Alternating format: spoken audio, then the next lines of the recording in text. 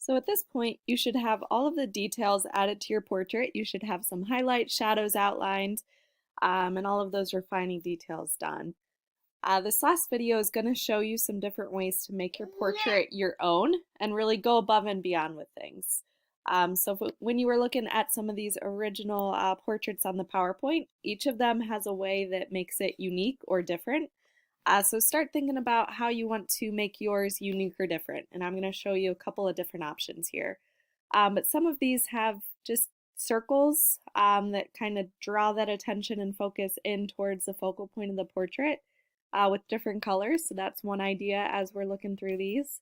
Some of them have some different designs in the background. So maybe instead of a circle that your portrait's in, you're creating an abstract shape with the pen tool. And then creating some just simple designs within that. Could be something else.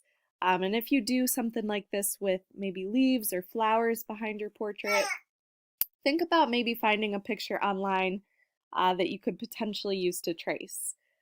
Something different with this image is how they used that circle around the outside and then almost cut out part of the portrait that's going beyond the circle, making the circle just kind of come behind the face here as well. And not only that, but they used more of a darker outline around some of the darker shadows versus just using the eyedropper tool. So you could consider using just a black outline in some of the areas of your portrait as well. And then these used abstract colors. So when you're looking at this one, there's actually a texture in the hair, which I will show you. One idea for how to do that. And then there's also every highlight and shadow is a purple tone. So I'll show you how to change the colors up. And then maybe just consider using different shapes, different colors. This one again is more just black and white, and then they use the color of the eye as the background. So that's another interesting direction to take this. So again, be creative. First thing I want to show you is adding just a simple circle or shape to your background. So the shape tools are up at the top. I'm going to click on the ellipse tool, and I'm just going to click and drag across the image here to create a circle. And then I'm going to choose a color to fill it with. And obviously it's covering the picture right now, so I want that in the back. So I'm going to click with 2 fingers, go to Arrange, and then Send to Back. If you have your layers in different orders, you can click on the layer and drag and drop it below as well as another option. So there's that. You can play around with the colors. The next thing I want to show you is adding a texture somewhere in the image, and then we'll look at kind of changing up colors as well. But once you do have your circle or shape, if you're going to add that, or even just a simple square for a background color, think about again if there's any designs or anything that you want to draw or add to the background that you could work with. So as a texture though, I just went to Google and I Google searched texture and I picked one out. I clicked with 2 fingers, I saved the image, and then I'm going to come back over here and go to File, and then Import, Place Image.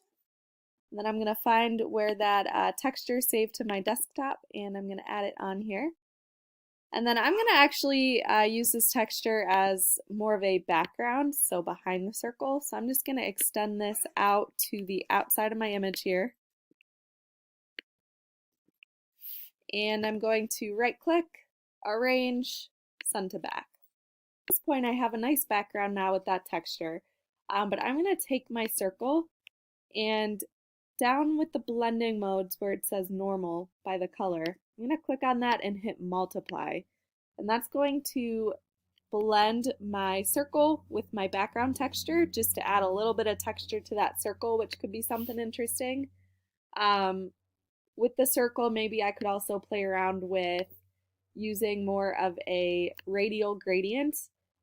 So that's where that color is coming from the inside to the outside. So maybe instead of black, I could change that to an orange color, or maybe a blue, and just kind of play around with the coloring of the image and how that looks. So that's another option or something else to play around with, is using these gradients. But I'm going to undo that and just leave it as the circle here. And then you could also think about maybe playing around with multiply or blending some parts of the picture. So maybe the shirt I can change to multiply and have that so that the texture kind of shows through. Um, or maybe part of the hair I can change to multiply, or even trying out different blending modes. So that's something to think about.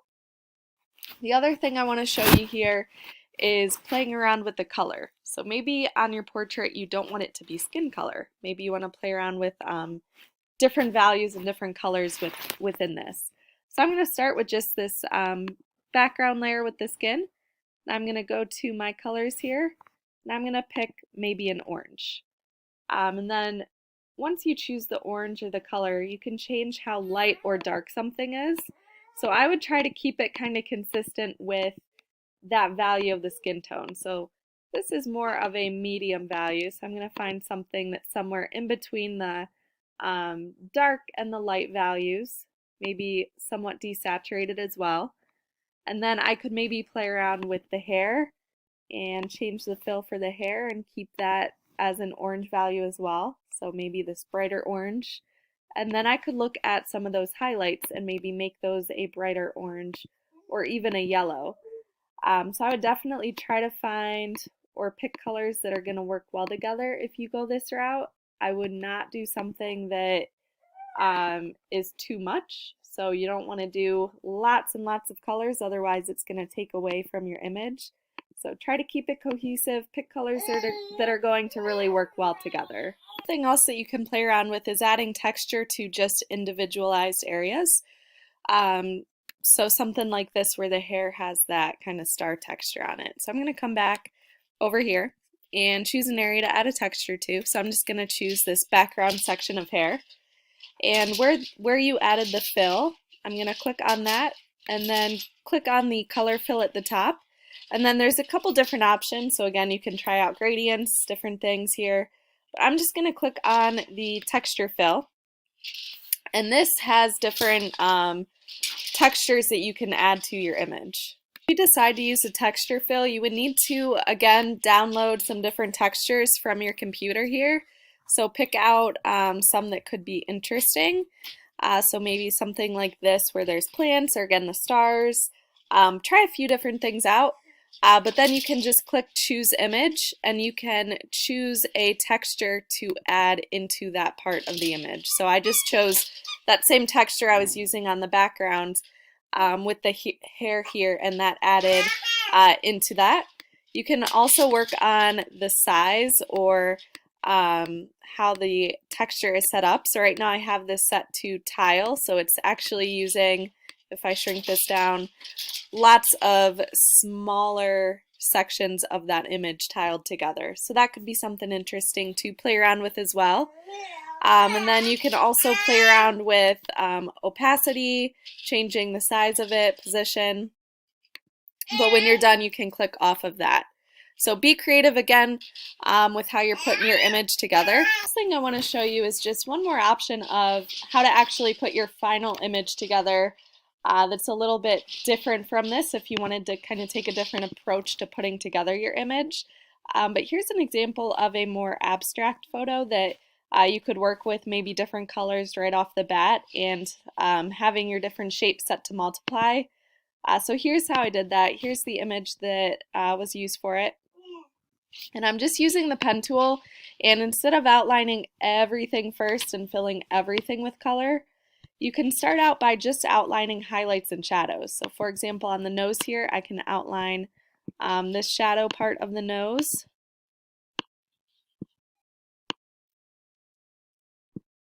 And then for the fill, come over here.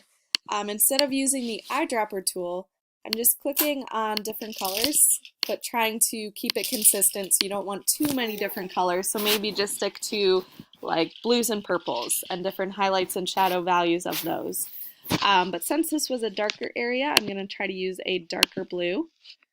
And then I'm going to come over here and change my blending mode to multiply. And then I did keep an outline around it, so that could be something to either keep or hide as you go. You can kind of make those adjustments. but I'm overlapping as well. So multiply will make those areas see-through. So you can see with this purple, I just went right over top of that highlight and filled that in. So when you're done and you hide that background image, you can see where those colors overlap for the nose here. But again, here's what that finished example looked like. It had a texture, or it had a texture picture added on top of it as well. But as far as your practice image goes of this boy here, you can choose however you want to kind of finalize it. So pick at least one thing to work with. So maybe adding a background shape with a texture, or maybe changing the color of the face, adding a texture to just the background, or maybe some different parts of it. But pick something that you think might be interesting to try for your final image, and I want you to practice that on this just to see how it looks. And then when you're finished with this image, still save it as a Gravit file, so save to the cloud, but also save or export it as a JPEG, and then this image you will be submitting onto the practice portrait on Classroom and get that turned in. And then you can go ahead and move on to your final image when you're ready. Make sure that you did take those three images that you're going to be working with for your final portrait. Really think about that lighting. Make sure that you think about having that lamp or some sort of light off to the side so you can easily see areas of highlights and shadows. That's going to make your job a lot easier when you go to put everything together.